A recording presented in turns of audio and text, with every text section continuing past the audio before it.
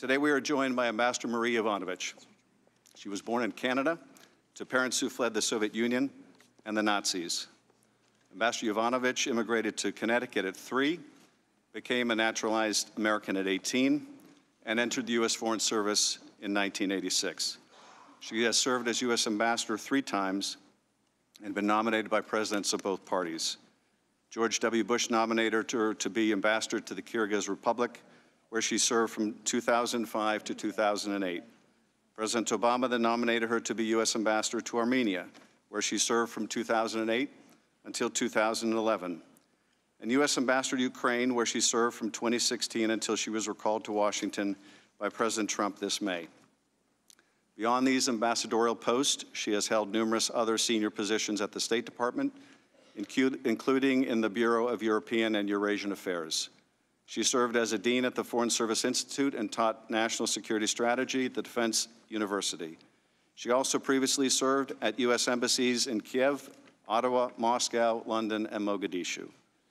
Ambassador Yovanovitch has received multiple honors from the Department for her diplomatic work, including the Presidential Distinguished Service Award and the Secretary's Diplomacy and Human Rights Award. 2 final points before our witness is sworn. First, witness depositions as part of this inquiry were unclassified in nature, and all open hearings will also be held at the unclassified level. Any information that may touch on classified information will be addressed separately. Second, Congress will not tolerate any reprisal, threat of reprisal, or attempt to retaliate against any U.S. government official for testifying before Congress, including you or any of your colleagues. If you would please rise and raise your right hand, I will begin by swearing you in. Do you swear or affirm that the testimony you're about to give is the truth, the whole truth, and nothing but the truth, so help you God? Let the record show that the witness has answered in the affirmative. Thank you, and please be seated. Without objection, your written statement will be made part of the record. With that, Ambassador Marie Yovanovitch, you are recognized for your opening statement.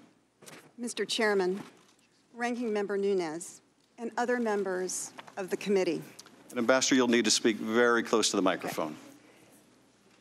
Thank you for the opportunity to start with this statement, to reintroduce myself to the committee, and to highlight parts of my biography and experience. I come before you as an American citizen who has devoted the majority of my life, 33 years, to service to the country that all of us love. Like my colleagues, I entered the Foreign Service understanding that my job was to implement the foreign policy interests of this nation as defined by the President and Congress, and to do so regardless of which person or party was in power. I had no agenda other than to pursue our stated foreign policy goals. My service is an expression of gratitude for all that this country has given to me and to my family. My late parents did not have the good fortune to come of age in a free society. My father fled the Soviets before ultimately finding refuge in the United States. My mother's family escaped the USSR after the Bolshevik Revolution, and she grew up stateless in Nazi Germany before also eventually making her way to the United States. Their personal histories, my personal history, gave me both deep gratitude towards the United States and great empathy for others, like the Ukrainian people who want to be free. I joined the Foreign Service during the Reagan administration and subsequently served 3 other Republican presidents, as well as 2 Democratic presidents. It was my great honor to be appointed to serve as an ambassador 3 times, twice by George W. Bush and once by Barack Obama. There is a perception that diplomats lead a comfortable life, throwing dinner parties in fancy homes. Let me tell you about some of my reality. It has not always been easy. I have moved 13 times and served in 7 different countries, 5 of them hardship posts. My first tour was Mogadishu, Somalia, an increasingly dangerous place as that country's civil war kept grinding on and the government was weakening. The military took over policing functions in a particularly brutal way, and basic services disappeared. Several years later, after the Soviet Union collapsed, I helped open our embassy in Tashkent, Uzbekistan. As we were establishing relations with a new country, our small embassy was attacked by a gunman who sprayed the embassy building with gunfire. I later served in Moscow. In 1993, during the attempted coup in Russia, I was caught in crossfire between presidential and parliamentary forces. It took us 3 tries, me without a helmet or body armor, to get into a vehicle to go to the embassy. We went because the ambassador asked us to come, and we went because it was our duty. From August 2016 until May 2019, I served as the U.S. ambassador to Ukraine. During my tenure in Ukraine, I went to the front line approximately 10 times during a hot war to show the American flag, to hear what was going on, sometimes literally as we heard the impact of artillery, and to see how our assistance dollars were being put to use. I worked to advance U.S. policy, fully embraced by Democrats and Republicans alike, to help Ukraine become a stable and independent democratic state with a market economy integrated into Europe. A secure, democratic, and free Ukraine serves not just the Ukrainian people, but the American people as well. That's why it was our policy, continues to be our policy, to help the Ukrainians achieve their objectives. They match our objectives. The U.S. is the most powerful country in the history of the world, in large part because of our values. And our values have made possible the network of alliances and partnerships that buttresses our own strength.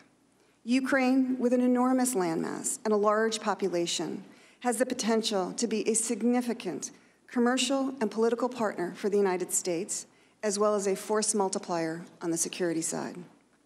We see the potential in Ukraine. Russia sees, by contrast, sees the risk. The history is not written yet, but Ukraine could move out of Russia's orbit. And now, Ukraine is a battleground for great power competition, with a hot war for the control of territory and a hybrid war to control Ukraine's leadership. The U.S. has provided significant security assistance since the onset of the war against Russia in 2014. And the Trump administration strengthened our policy by approving the provision to Ukraine of anti-tank missiles known as Javelins. Supporting Ukraine is the right thing to do. It's also the smart thing to do. If Russia prevails and Ukraine falls to Russian dominion, we can expect to see other attempts by Russia to expand its territory and its influence. As critical as the war against Russia is, Ukraine's struggling democracy has an equally important challenge: battling the Soviet legacy of corruption which has pervaded Ukraine's government. Corruption makes Ukraine's leaders ever vulnerable to Russia, and the Ukrainian people understand that. That's why they launched the Revolution of Dignity in 2014, demanding to be a part of Europe, demanding the transformation of the system, demanding to live under the rule of law. Ukrainians wanted the law to apply equally to all people, whether the individual in question is the president or any other citizen. It was a question of fairness, of dignity. Here again, there is a coincidence of interests. Corrupt leaders are inherently less trustworthy, while an honest and accountable Ukrainian leadership makes a U.S.-Ukrainian partnership more reliable and more valuable to the United States. A level playing field in this strategically located country, bordering 4 NATO allies, creates an environment in which U.S. business can more easily trade, invest, and profit. Corruption is also a security issue, because corrupt officials are vulnerable to Moscow. In short, it is in America's national security interest to help Ukraine transform into a country where the rule of law governs and corruption is held in check. It was and remains a top U.S. priority to help Ukraine fight corruption, and significant progress has been made since the 2014 Revolution of Dignity. Unfortunately, as the past couple of months have underlined, not all Ukrainians embraced our anti-corruption work. Thus, perhaps it was not surprising that when our anti-corruption efforts got in the way of a desire for profit or power, Ukrainians who preferred to play by the old corrupt rules sought to remove me. What continues to amaze me is that they found Americans willing to partner with them, and working together, they apparently succeeded in orchestrating the removal of a US ambassador. How could our system fail like this? How is it that foreign corrupt interests could manipulate our government? Which country's interests are served when the very corrupt behavior we have been criticizing is allowed to prevail? Such conduct undermines the US, exposes our friends, and widens the playing field for autocrats like President Putin. Our leadership depends on the power of our example and the consistency of our purpose. Both have now been opened to question. With that background in mind, I'd like to briefly address some of the factual issues I expect you may want to ask me about, starting with my timeline in Ukraine and the events about which I do and do not have firsthand knowledge. I arrived in Ukraine on August 22nd, 2016, and left Ukraine permanently on May 20th, 2019. There are a number of events you are investigating to which I cannot bring any firsthand knowledge. The events that predated my Ukraine service include the release of the so-called Black Ledger and Mr. Manafort's subsequent resignation from President Trump's campaign, and the departure from office of former Prosecutor General Viktor Shokin. Several other events occurred after I returned from Ukraine. These include President Trump's July 25th, 2019 call with President Zelensky, the discussions surrounding that phone call, and any discussions surrounding the delay of security assistance to Ukraine in the summer of 2019. As for events during my tenure in Ukraine, I want to reiterate first that the allegation that I disseminated a do not prosecute list was a fabrication. Mr. Lutsenko, the former Ukrainian prosecutor general who made that allegation, has acknowledged that the list never existed. I did not tell Mr. Lutsenko or other Ukrainian officials who they should or should not prosecute. Instead, I advocated the US position that rule of law should prevail, and Ukrainian law enforcement, prosecutors, and judges should stop wielding their power selectively as a political weapon against their adversaries and start dealing with all consistently and according to the law. Also untrue are unsourced allegations that I told unidentified embassy employees or Ukrainian officials that President Trump's orders should be ignored because he was going to be impeached or for any other reason. I did not, and I would not say such a thing. Such statements would be inconsistent with my training as a Foreign Service officer and my role as an ambassador. The Obama administration did not ask me to help the Clinton campaign or harm the Trump campaign, nor would I have taken any such steps if they had. Partisanship of this type is not compatible with the role of a career Foreign Service officer. I have never met Hunter Biden, nor have I had any direct or indirect conversations with him. And although I have met former Vice President Biden several times over the course of our many years in government service, neither he nor the previous administration ever raised the issue of either Burisma or Hunter Biden with me. With respect to Mayor Giuliani, I have had only minimal contact with him, a total of 3, none related to the events at issue. I do not understand Mr. Giuliani's motives for attacking me, nor can I offer an opinion on whether he believed the allegations he spread about me. Clearly, no one at the State Department did. What I can say is that Mr. Giuliani should have known those claims were suspect, coming as they reportedly did from individuals with questionable motives and with reason to believe that their political and financial ambitions would be stymied by our anti-corruption policy in Ukraine. After being asked by the Undersecretary of State for Political Affairs in early March 2019 to extend my tour until 2020, the smear campaign against me entered a new public phase in the United States. In the wake of the negative press, State Department officials suggested an earlier departure, and we agreed upon July 2019. I was then abruptly told, just weeks later in late April, to come back to Washington from Ukraine on the next plane. At the time I departed, Ukraine had just concluded game-changing presidential elections. It was a sensitive period with much at stake for the United States and called for all the experience and expertise we could muster. When I returned to the United States, Deputy Secretary of State Sullivan told me there had been a concerted campaign against me, that the president no longer wished me to serve as ambassador to Ukraine, and that, in fact, the president had been pushing for my removal since the prior summer. As Mr. Sullivan recently recounted during his Senate confirmation hearing, neither he nor anyone else ever explained or sought to justify the president's concerns about me, nor did anyone in the department justify my early departure by suggesting I had done something wrong. I appreciate that Mr. Sullivan publicly affirmed at his hearing that I had served capably and admirably. Although then and now, I have always understood that I served at the pleasure of the president, I still find it difficult to comprehend that foreign and private interests were able to undermine U.S. interests in this way.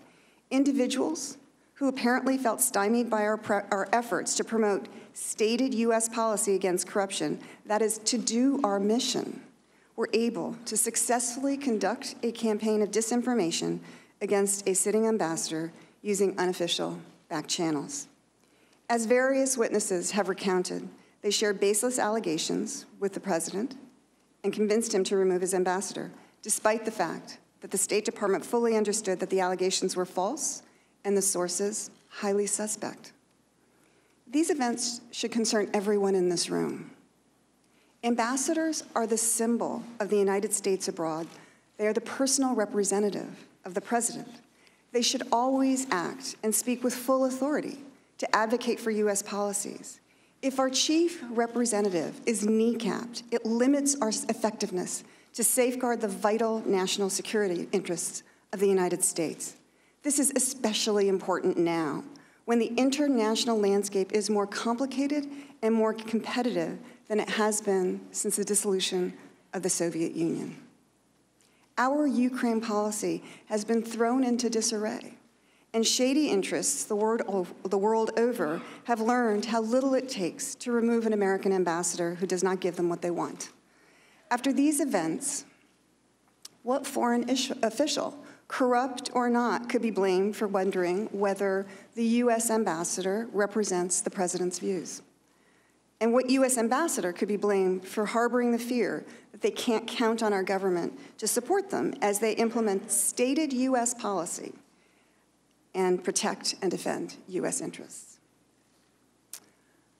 I'd like to comment on one other matter before taking your questions. At the closed deposition, I expressed grave concerns about the degradation of the Foreign Service over the past few years and the failure of State Department leadership to push back as foreign and corrupt interests apparently hijacked our Ukraine policy. I remain disappointed that the department's leadership and others have declined to acknowledge that the attacks against me and others are dangerously wrong. This is about far, far more than me or a couple of individuals. As Foreign Service professionals are being denigrated and undermined, the institution is also being degraded. This will soon cause real harm if it hasn't already. The State Department, as a tool of foreign policy, often doesn't get the same kind of attention or even respect as the military might of the Pentagon. But we are, as they say, the pointy end of the spear. If we lose our edge, the U.S. will inevitably have to use other tools, even more than it does today. And those other tools are blunter, more expensive, and not universally effective. Moreover, the attacks are leading to a crisis in the State Department as the policy process is visibly unraveling. Leadership vacancies go unfilled, and senior and mid-level officers ponder an uncertain future. The crisis has moved from the impact on individuals to an impact on the institution itself. The State Department is being hollowed out from within at a competitive and complex time on the world stage. This is not a time to undercut our diplomats. It is the responsibility of the department's leaders to stand up for the institution and the individuals who make that institution still today the most effective diplomatic force in the world. And Congress has a responsibility to reinvest in our diplomacy. As I close, let me be clear on who we are and how we serve this country. We are professionals, we are public servants who by vocation and training pursue the policies of the president, regardless of who holds that office or what party they affiliate with. We handle American citizen services, facilitate trade and commerce, work security issues, represent the U.S., and report to and advise Washington, to mention just some of our functions. And we make a difference every day. We are people who repeatedly uproot our lives, who risk and sometimes give our lives for this country. We are the 52 Americans who 40 years ago this month began 444 days of deprivation, torture, and captivity in Tehran. We are the dozens of Americans stationed at our embassy in Cuba and consulates in China who mysteriously and dangerously, and in some cases perhaps even permanently, were injured and attacked from unknown sources several years ago. And we are Ambassador Chris Stevens, Sean Patrick Smith, Ty Woods, and Glenn Doherty, people rightly called heroes for their ultimate sacrifice to this nation's foreign policy interests in Libya 8 years ago. We honor these individuals. They represent each one of you here and every American. These courageous individuals were attacked because they symbolized America. What you need to know, what Americans need to know, is that while thankfully most of us answer the call to duty in far less dramatic ways, every Foreign Service officer runs the same risks, and very often, so do our families. They serve too. As individuals, as a community, we answer the call to duty to advance and protect the interests of the United States. We take our oath seriously, the same oath that each one of you take, to support and defend the Constitution of the United States against all enemies, foreign and domestic, and to bear true faith and allegiance to the same. I count myself lucky to be a Foreign Service officer, fortunate to serve with the best America has to offer, blessed to serve the American people for the last 33 years. I thank you for your attention. I welcome your questions.